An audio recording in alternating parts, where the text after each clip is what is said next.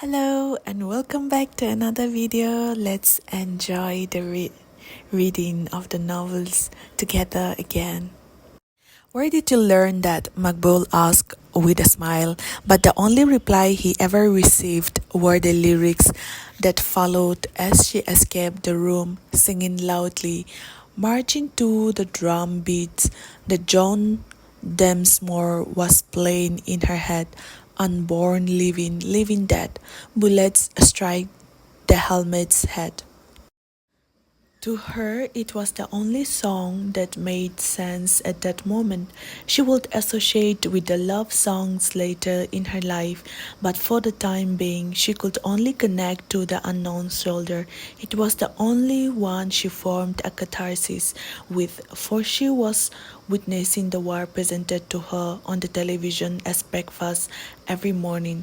Just as Gul's mother came back from the grocery store, they will hurriedly keep the things back, placing the cassette player in its position under the small piece of cloth and then concealing it. Some days, Gul will let her take the cassette home and Inayat will look at its cover, the skinny guy and his equipped escort girls. Gul had connoted the word. He has such a quip askew girls, she would say when he wasn't around, and Inayat pretended to laugh. She did not need to see or hear it from their mouth. These small insinuations were enough for her to understand where they were leading. He was Gul's favorite subject, and Inayat knew that.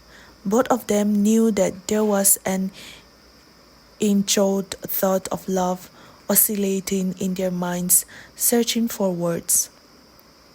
Even when the three of them were together, somehow Aqib and Guls were always walking closer, whispering to each other. Some days Inayat felt secluded and abandoned, but at the end of the day, she was happy to see love blooming in their gardens. Whenever they were alone, she would talk about him. Inayat had started feeling that he was omnipresent, but he wasn't. Aqib had suddenly cut short his stays with them. He had found the company of his kind boys.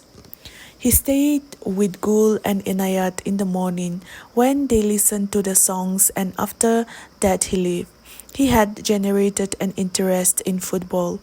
Shaukat, a classmate, had shown him a graphic novel about the game and he was captivated.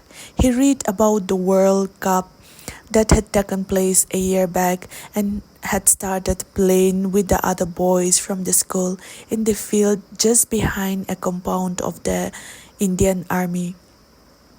"I scored today," he said, juggling the ball with his feet. "You score every day. What's new in that?"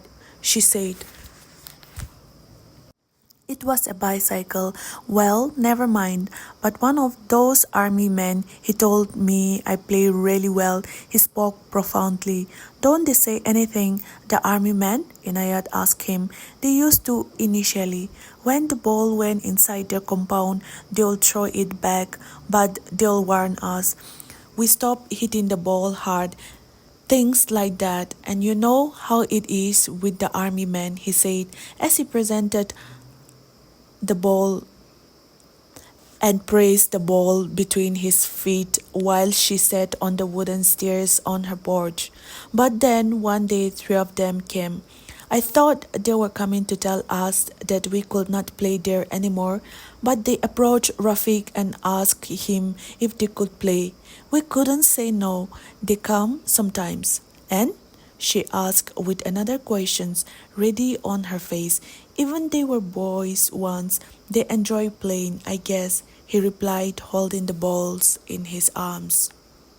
The military presence was getting stronger in the valley by the day. The attacks had started a long time back. Revolutionaries had sprung up in every locality, and every week in school they'll hear about a senior who had joined the militants. And the army was continuing their raids.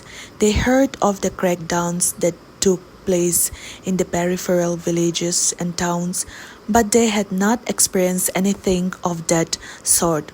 The Indian army was taking hold of anyone who had been in contact with a militant, but people did not care. The insurgencies followed. More and more teenagers were joining the militants. They were recruited and were sent to Pakistan for the arms training. When they came back, they weren't just kids anymore. They were kids with Kalashnikov, ready to give their life away for a pinch of freedom. Every morning when Makbul turned the pages of the newspaper, he would let out a sigh and inform them that another militant had been shot down, aged 20 years old. What will Aqib look like with a Kalashnikov? Gul joked sometimes, grabbing his attention away from the football, but it was not a matter of laughing anymore. The insurgents were targeting the government and military buildings. They would shoot the officers inside, irrespective of their religion, irrespective of their stance, before they blew themselves up, killing everyone in the vicinity. It was a message to the army saying retreat. Some had developed an animosity towards the militants and some towards the army. Some had become pro-Azadi and some were pro-Pakistan. There were people who backed the Indian government with trust encapsulated in the army, but none of them could speak up freely. When asked, they were all two-faced, turning the colors faster than a chameleon where they saw safety. They knew that if they took sides, they would be killed too. When the militants were around, they ridiculed the Indian government and agreed with them when they preached their ideas of Azadi. However, when they were surrounded in the presence of the army, they knew the two words they had to say in shield themselves, Jai Hind. While coming back from school, they had to cross 4 army posts. Inayat watched their stern faces behind their green helmets, the machine guns in their hands, and they would stare back at them. They did not bother the children and let them pass easily, but they checked the ones who they thought looked suspicious. They filtered everyone with septic eyes. If they felt something was fishy, he was frisked thoroughly. The air felt heavy with their presence, but Makbul thought that it was necessary. We would be nothing without the army here. Even if we achieved the Azadi, we wouldn't survive for more than a month before Pakistan snatched it from us, he said, his voice intense as he turned the channels on the television. Yes, I know, she replied. Empires fall every day, but if this happens, we will have no place to go. How on earth do I explain this to those ignorant bastards? He asked, sipping his whiskey. You could write a poem about it, Inayat said, as she tied the laces of her shoe. Probably. But don't speak those things with anyone outside the walls of our home, he added. But Inayat was already gone. It was 9:30. Bhatt had left for his shop. Spring has transpired and Makbul had started writing about the scarlet tulip that had now bloomed fully. Wahida had started filling the vase with colorful flowers, which she bought along with the narcissus in the floating market every day. The valley was oozing with colors. The buds were blooming at every corner, in every pot and every vase. The pansies, daisies, the narcissi, you could smell the flower burst with an alluring fragrance. Inayat, on the other hand, picked the pallid white flower that grew on the almond trees right next to her school, the only things that were left to bloom in the vicinity.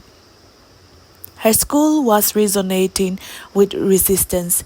You could see an apparition of the war in every corridor and every classroom.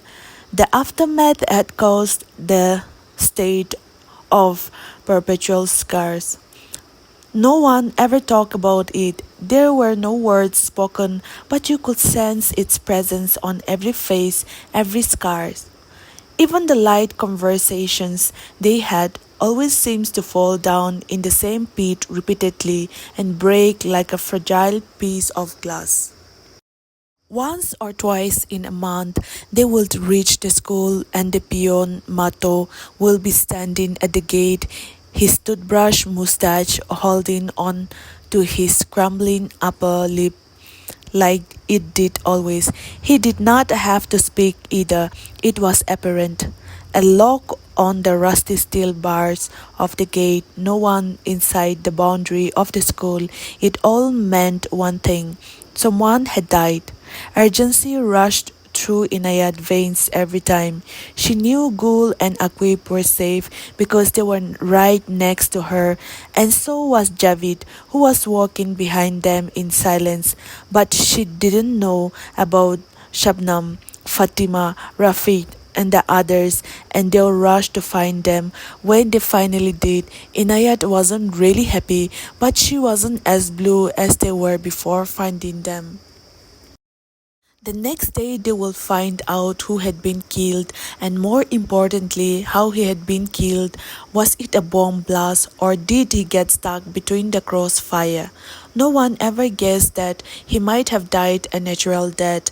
It was always something related to the silent ghost wandering their school. The teachers asked them to maintain a silence of 2 minutes for the deceased, and Mata will place some white flowers on his desk for a week as a mark of his absence. The wilted flowers will end up in the dustbin after the week, the desk occupied by someone else. The price of a life was a bouquet of flowers. There was graffiti on the walls of the school, not even close to the ones you see in the metropolitans, just a low-grade blue paint on the faded walls. No one rubbed it off. They all knew that rubbing it will not erase it from the mindset of the people, they just let it be. But it didn't have any certain significance. It had become reconnaissance points for all of them. They would tell each other to meet at the place where the graffiti was painted, and it was soon a commonplace. It became another banality in their lives. They would cross the graffiti, and it will be just the same as a flag wall or a propaganda poster of a political party. Now, why does he call April cruel? Asked Mr. P after reading the first line of the poem. Everyone at the school referred to him as Shakespeare because of his love for the writer. The tall, skinny man with the big, heavy spectacle was not just any other teacher. He enjoyed teaching unlike the others. He wanted to impart knowledge that he had acquired. Inayat knew the answer very well, but she kept quiet. Her father had read the poem to her a million times, explaining what T.S. Eliot means in The Wasteland when he said that April was the cruelest month of all. A couple of her classmates tried to answer, but they could not hit the right spot, and Shakespeare was unsatisfied. No one? Okay. It's called a paradox, he said, moving his hands in all directions. If you apply common sense, spring generally brings things back to life, right? But he says that it is crueler than winter, which had kept them warm. Rather than celebrating the advent of spring, people want to see the earth safely covered. He explained every line as if he was painting a rich, colorful paintings. His hands orchestrating his words, the big square frames helping him see, as his white shirt was still tucked in, his passion apparent in every syllable he spoke. He had told them once that he loved to teach. The graduate from England had come back to his roots, leaving behind a good paying job just to teach in a school. But why? Asked one of the students when he told them about England. Because if we all leave the valley, there will be no one left to reconcile it from the fanatics who wander the streets freely. This is what gave her hope that there were people like him, like her mother, who were still trying to make something out of the valley. They may snatch away your money, your home, even your freedom, but they can never snatch away your education. It always belongs to you. She remembered her mother saying to her on their way to the university. It reminded her that there are better days ahead of them. They would all pass out in some time and could go wherever they wanted, study whatever they wanted. But Gul never liked Shakespeare.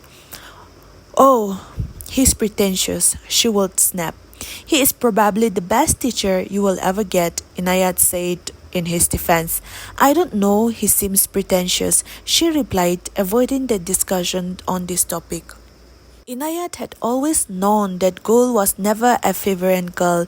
Everything to her was insignificant, except one thing. She knew that her dear friend Gul loved to sing. Even though she did not sing well, she knew that Gul would continue to sing the songs. Gul was always humming some tunes and some things was always oozing out of her lips. As Inayat sat in the class, watching the lips of her Urdu teacher move constantly, the only thing she focused on was the sound of her voice. She did not sing well, her friend, but it was not bad either. Aqib praised her as if she was Farida Kanun. Sing that one, he would say, asking her to entertain them while they walked down the narrow alley towards their homes. Aqib, on the other hand, her athletic friend, was never interested in studying and spent most of his day on the soccer field. Gul and Inayat will sit on the stairs of the main building that overlook the vast field and watch him play.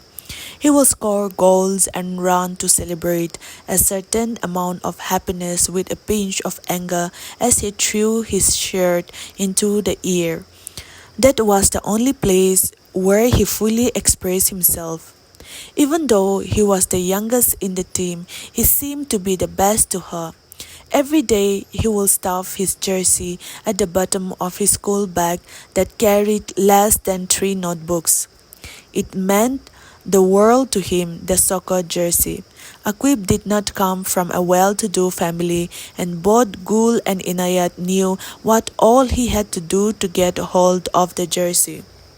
But while both of them were busy in the present, celebrating life and its beauties, it was only Inayat who realized that there will be a time when she will not be there to listen to Gul's songs or watch Aqib take the free kicks, that at one point of time in their lives they will not have the relationship that they nursed so carefully. She knew that everything fades away, everything. Her school was 5 days a week, and on Saturdays, she went along with Wahida to the university. She would just idly sit at the back benches of her class while she taught, and she never said no to her. The journey was too tempting to say no. Early in the morning, in the cover of the fog, they made their way crossing a bridge on the river Jhelum, and they would reach the lake. The boatman asked them to sit at the front as he steered them towards the graceful Charchinar, past the floating market where vendors shouted, sitting in shops, hovering above the water. It was still cold in the spring, and sometimes she would put a finger in the lake and watch it cut the water into two as the boatman sang the Kashmiri folk song. He charged them 5 rupees each, 45 rupees less than what he asked from the tourists. While she was at the university, she would sometimes walk around just observing the students. They were like swans drifting through the campus under the illusion of eternal love. The pathways were fraught with amber-colored leaves that a janitor will sweep with his broom every morning, clearing the way for the lovebirds. The protests thought were open in the university. They were not afraid to raise their voices often. She would see a cluster of students with placards walking through the campus. Others will join while they march. Recently, the militants had murdered the vice chancellor of the university as a threat to the Indian government, and this had caused unrest among the students. No one wanted to study about democracy in a place where they knew they would never get a chance to experience it. The university was getting less applications every year. Most of the students who wanted to study were leaving town. Most of them are fleeing Kashmir for safety, for a future. Every year, the size of my classes is getting smaller and smaller. Wahida discussed with her daughter, but isn't that good for you? Less people to teach, she naively asked her and smiled. When Wahida looked around, she saw people who thought that they were relevant, that their cries were heard, that they existed. But in reality, she knew that their situation was much worse. For one moment they were there, and the other they vanished, they were gone. They weren't important anymore, merely objects that existed physically. The world seems farther and farther away, and the city feels like a stagnant chaos, drenched in blood and cries, in the gunfire and the slogans in graffiti, and in the silence bestowed upon the people by the traumas. Thank you for listening. Please continue to like, share, and subscribe. Take care and come back for the next video.